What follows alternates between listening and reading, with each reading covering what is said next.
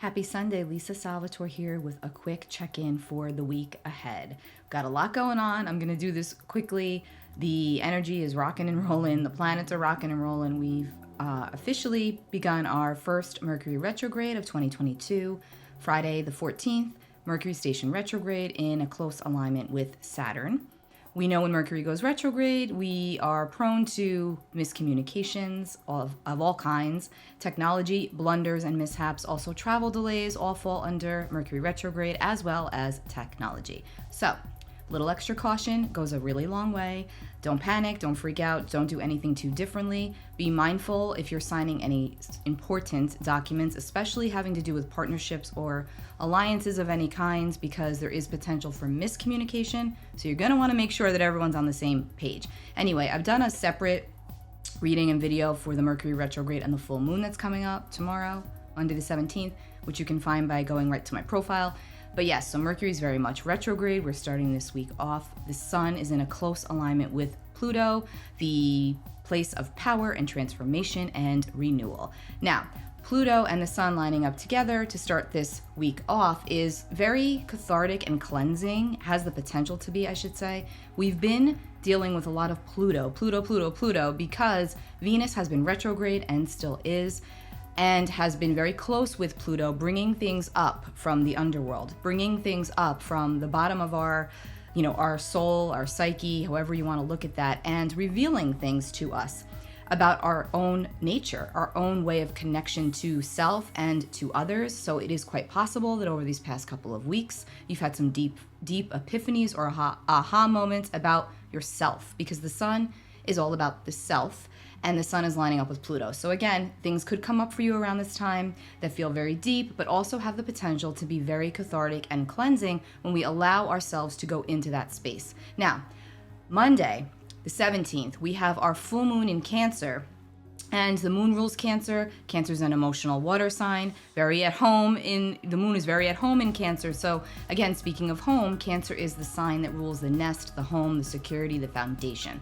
So there is this pull emotionally around this time, and full moons bring everything up to the surface. Everything swells under this energy, literally and figuratively. You may find your stomach is acting up potentially, or you're having trouble sleeping, all part of the full moon, right? But more importantly, full moons do tend to shine a spotlight on or illuminate something emotional for us, that which we need to reconsider, and it's Mercury retrograde. So we're in the place of reevaluating, right? And then ultimately realigning.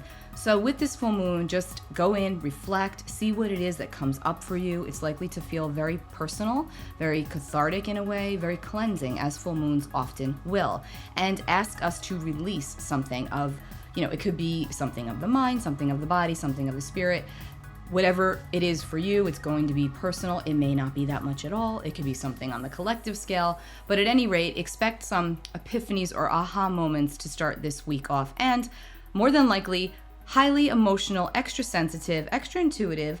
And the dream space is definitely a wacky space right now. I know animal dreams are a big theme that I keep hearing about, myself included. So that just starts this week off. It's a lot already. Now, furthering this intense start to the week is that this moon also is opposite Pluto, because the sun is aligning with Pluto, and the full moon occurs when the sun and the moon are opposite each other. So the moon is also being very highly influenced by this Plutonian theme of intensity and excavation.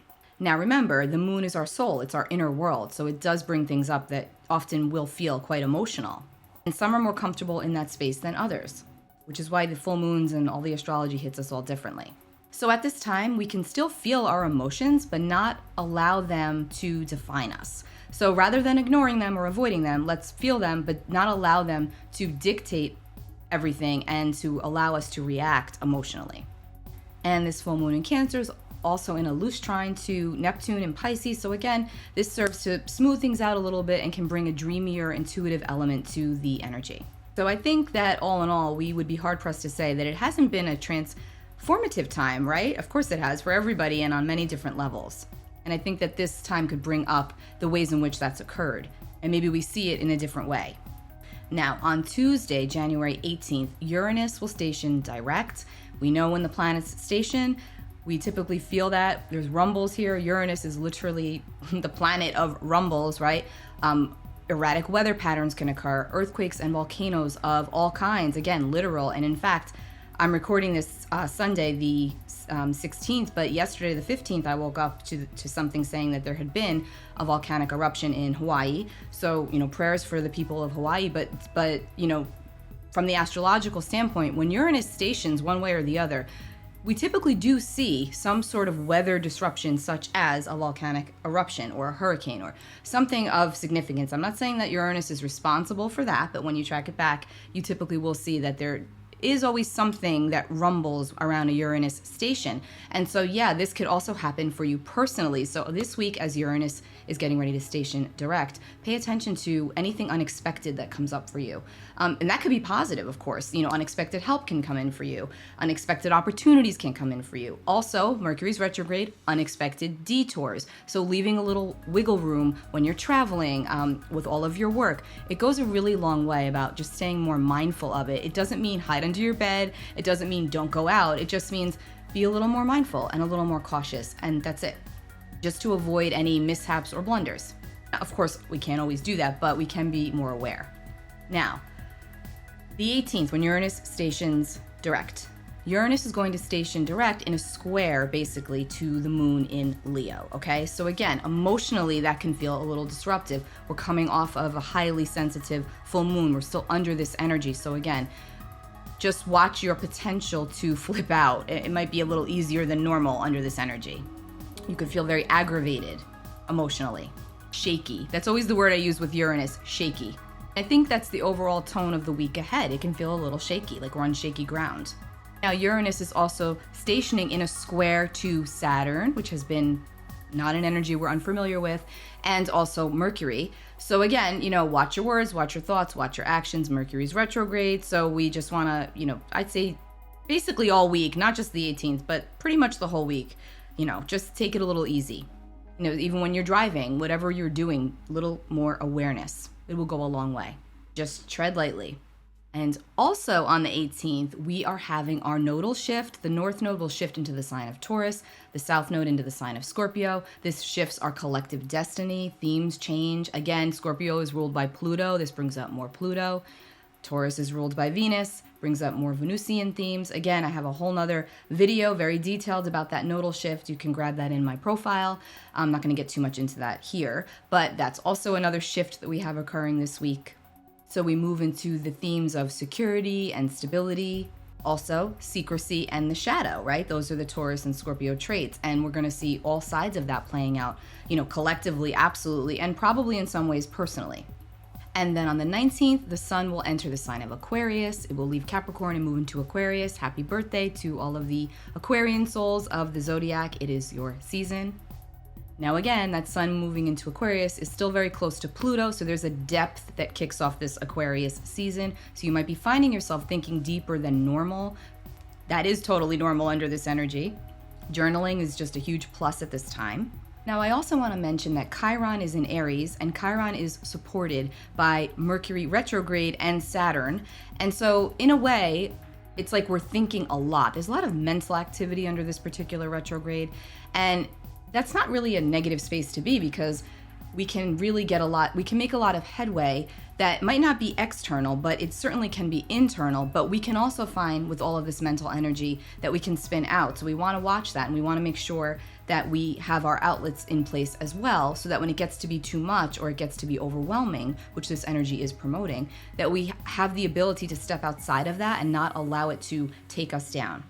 So recognizing where we feel slighted or where we feel wounded or something that makes us feel inadequate or less than, these things could be coming back up for us. And the challenge is not to shy away from the emotion of it, but rather lean into it and see what is trying to teach you, to show you, and ultimately to help heal you and move you forward and through it. Then as we get towards the end of the week, the 20th and the 21st, of course, we are still under this intensity of energy, lots going on, but there's some smoothing out of this energy at this time as well. Positively, the moon will be trining Uranus, and Uranus is in a sweet trine to Venus. So again, unexpected opportunities can come in, unexpected alliances, unexpected people, unexpected relationships that come into our reality, all for the greater good, or bringing us something of value, or we see we're bringing something of value, something we haven't seen before. This could all be cropping up as well. And since we're in Mercury retrograde, it could be something that has come up for us before, and now it's circling back around again for a redo. And Venus is still retrograde at this point. Venus will be retrograde until January 29th. I also have a separate reading and video on that, link in the profile. And then we end this week on the 22nd with the moon in Virgo. I'm sorry, the moon in Pisces.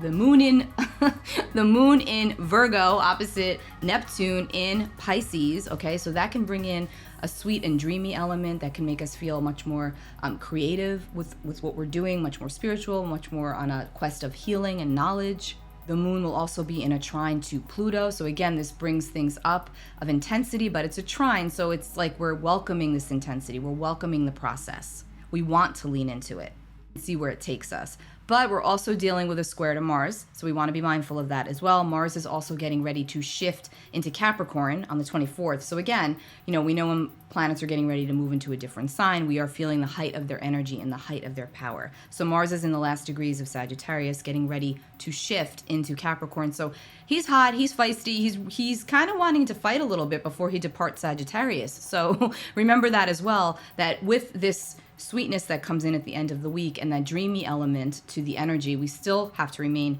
cautious and mindful of our words, of our actions, and of our thoughts. The moon will also be trining Mercury. So again, I feel like a great way to utilize this energy is writing. Writing is always awesome if you're not doing it. If you are actually in the middle of a real true writing project that you're looking to publish, this is a great time for editing because Mercury retrograde, right, in a close alignment with Saturn, gives us that support. Saturn is supporting this Mercury retrograde for better or worse because Saturn gifts us discipline and structure, and then later on we get the rewards of that for our hard work and effort. But Saturn can also provide obstruction, delays, obstacles. So again, it's going to feel different for everybody, but we can utilize those roadblocks to our advantage by going inward, stepping back, and revising in whichever way we need to do so. And I do feel like for this particular retrograde, a lot of writing, creative projects, this is a great time to do revision work of all kinds to utilize this energy so you don't feel as frustrated when and if things do go askew, which they likely will. There will be some blunders, you can't help it. They're sometimes very minor, it's not that big of a deal. Sometimes it is. It's different for everybody. Let's get a card for the week ahead. Oop, that one wants to jump, so I'm taking it. Two of Cups. Not a bad one. So again, cups are water and emotion. So again, Two of Cups is balance, harmony, connection, relationships. This is all about the partnerships that we are already involved in, whether they're personal, whether they're romantic, whether they're professional, all of the above. Venus is still retrograde, so again, we're dealing with a lot of Pluto, so a full moon. This is all speaking to the emotionality of our connections. And the most important connection that we have is that to self. So always making sure that you are honoring your feelings for whatever they are. And when it's uncomfortable, that's even more of the reason and the time that you want to go in and say, what is this trying to show me about myself and about the way that I connect to my possessions, to what I have, to what I own, to my family, to myself. Take really good care of yourselves. I will be back next week with the weekly. Bye.